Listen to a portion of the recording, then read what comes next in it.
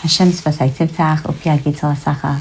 We're now in the 9th Perek of Yehoshua, and there's going to be a new series of events that are going to unfold, and the chronology of it, perhaps there's a deeper message that we can get to. And so what happens? There is a great military victory. And from a military victory, all of the other nations hear about what happened. The Chiti, Amori, Knani, Prizi, Chivi, Yebusi. It's from one end of the world to the other. Everyone's heard about it. And Vayitkabsu Yachdav, and together, they come together, Leilachem im Yehoshua v'im Yisrael, to fight with Yehoshua and Yisrael, Pe'echad. One unit together, Pe'echad. We are Levachad, they're Pe'echad. We go deeper. We have Kavana. We have our heart. We mean something. They are lip service. They are not really united except under the auspices of that they are going to fight against the Bnei Israel. B'yoshvei Givon. Now, those are the enemies, the overt enemies. We know that they're fighting against us. They're using might. But now there's a different type of enemy. There's the Yoshei Givon, the people of Givon. They heard about what happened in Yericho and Ai, and they decide they're going to use Arma. They're going to use trickery. And what are they going to do? So they use a disguise. They take out worn out sacks on their donkeys, worn out water jugs and wine jugs, and they look like they have now just come from a long journey. And they go to Yehoshua in Gilgal. Gilgal, the wheel of fortune, the Galgal Choser. What's going to happen now? Are the Bnei Israel going to land on top, or is their fortune going to change? Vayamru elav el ish Yisrael me'eretz rechoka banu. We're from a faraway land. Ata and now kirsu lana bris. Make with us a pact. Now remember, Jews are Besser mentioned as much as the marketing strategy and the propaganda would like to say otherwise. We are Besser mentioned. We don't just fight against nations unnecessarily. We afford them the opportunity to do right by them. And as long as they take on the Sheva Mitzvos B'nai Noach, the halacha is, and they will abide by the rules of the land, and that then they are allowed to stay. Otherwise, they can peacefully exit the land. And there is no, but here, the people of Givon, they know this, but yet they're still trying to make a covenant with the Bnei Israel. Now, how and why they're doing that? Well, let's think for a minute. So they actually feel that if any of the nations make a pact if we make a pact with Bnei Israel, then Hashem's going to get angry with us, because how could you make a pact with the Goyim? Not a good idea. And so Hashem is going to punish us. And if Hashem punishes us, bam, then they're in a good position and they can take over. So either which way, they're thinking and they're banking on the idea that if we make a pact with them, they'll have to abide. They know that we're Jews. We listen to, and we're accountable to our pacts that we make them.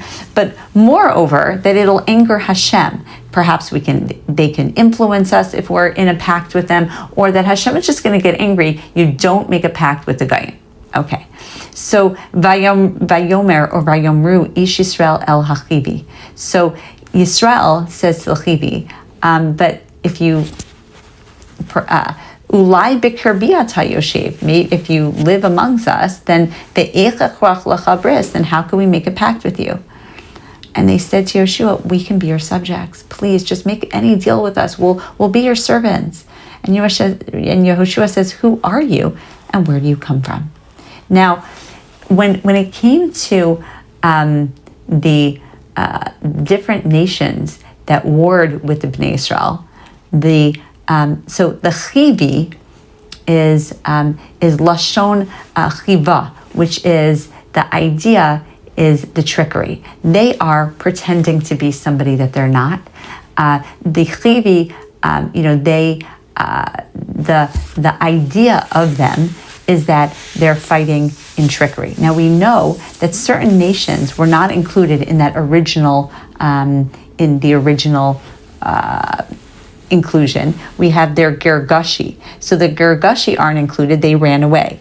We also know that the Knani, they left as well, and Hashem rewarded the Canaan because they didn't get involved in this war with why we call Eretz Canaan, highlighting that Hashem always sees exactly what's going on. And if there's any recognition, I mean, they did it for their own, for their own reasons, but Hashem loves his people. And so if there's ever a reason that someone does something good, he sees it and he cares, he highlights it because that's what, he sheps nachas on some level, whoever it is. And so on some level, he said, you didn't necessarily go out to fight. The land is called Canaan as a result. Every little bit counts. And so basically they said, we'll be your subject. And who are you and where do you come from? And they said, we come from Eretz Rechoka. We're from a very, very, very far away land. And because we heard of what Hashem did in Egypt, we're not recognizing what Hashem did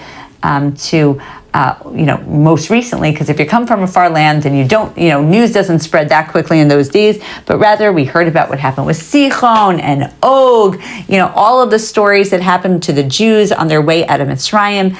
And they said, so Zikenenu and Yoshvei Artsenu said, they gave us and they give us instructions. Again, we listen to our elders, like you listen to your elders, we give respect to our elders. And they said, just take some provisions for this trip and just tell them that you will be the subjects and come make this treaty.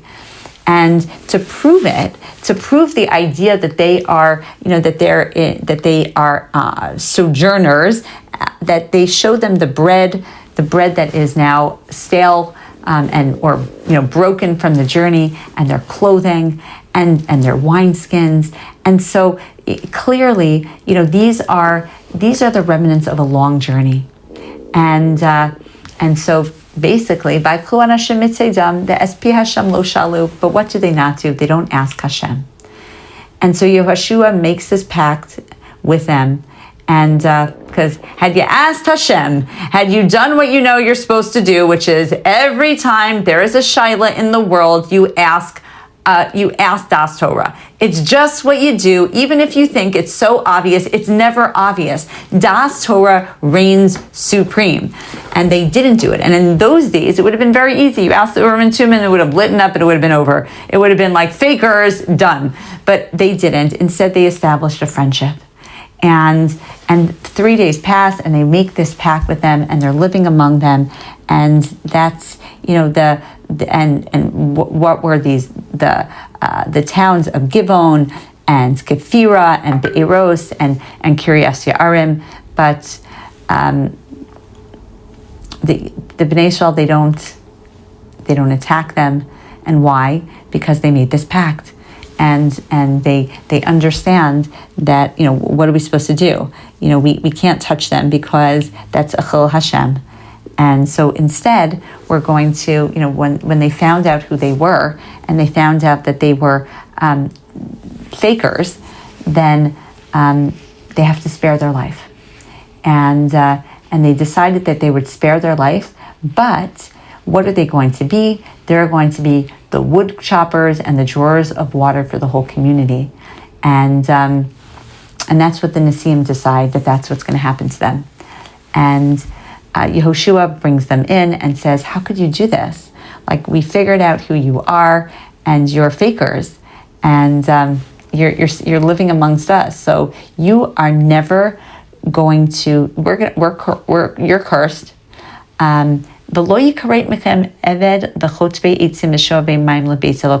You are never going to be, your descendants are never going to be the wood cutters and the drawers of water in the house of Hashem. We gave you a position. That position is, you're just going to be slaves, and you're going to, you are never going to get the recognition and the kavod that you want. And they replied to Yehoshua, and they said, Ki hugadu gelavdecha es kol asher tziva Hashem lokacha ves Moshe avdo latzis lachem et kol haaretz. Right, we heard exactly what Moshe was promised, that you would get the whole land and that you would wipe out everybody. So we were really afraid So that's why that's why we did this. Va'ata now, hinenu biyadecha katov vayashar beinecha la'asos lanu la'aseh.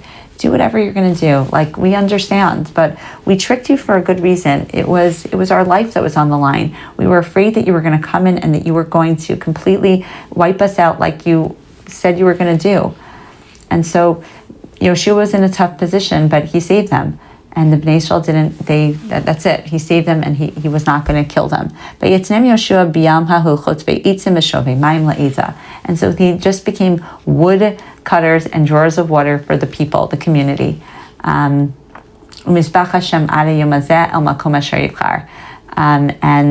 that they are no longer, that there are cursed people living amongst the people. We understand perhaps it was a misguided form of trying to save yourself. But at the end of the day, the question is, this is a very interesting story, but what is the Smichos Parshios? Like, why is this story here? Why did this happen? So if we just take the chronology, Hashem had just put them on Grizim and our Aval, on the idea that there's going to be brachos and klolos. If you listen to Hashem and you do what's in the way of Hashem, then you'll get brachos. And if you don't, you're going to get klolos. So what does that have to do? Well, don't trick yourself, right? All of these things, HaKadosh Baruch Hu sends us messages, perhaps in the form of Gaim, so we learn the lesson. So first of all, you want to be journeyers. You want to just understand what this journey of the world is all about. So it's in your clothing, it's in your bread, your sustenance, your parnasa. All of those things are, they're easily fakeable. They're not the real deal. They're not the real action. They are just, they highlight that you've been on a journey, but they're fake. They're not real. When those guys brought out, look at our clothing. We've just been journeying. Look at our food.